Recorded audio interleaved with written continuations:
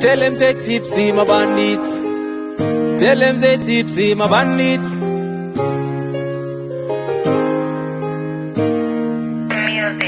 As I walk through the valley of death, Dini wani munanora ramane faith. Remember life is priceless, so give thanks cause you don't even know what it's worth.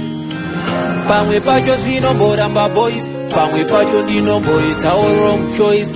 Asi pandino imba ndichibuditsa voice, chishuwo changu kugona kwete kungoita noise mumoyo. Ndine zvandinoshuwira, zvinoita ndisiye zvese zvinoshamizira.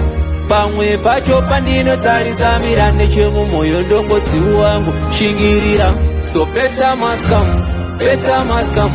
I hope one day ndicharicha magoals angu. Better must come, better must come. Nerimwere mazuva ndichacelebrate hangu. Mageto youth are hungry for success. Example ndotodawo kutobudawo kutrace. Saka stop negativity ndichipusha mawes.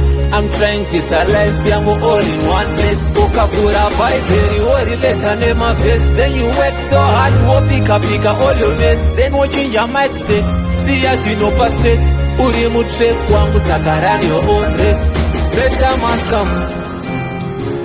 I hope one day ndicharicha magoals angu. Better must come. Nerimwere mazuva ndichacelebrate hangu.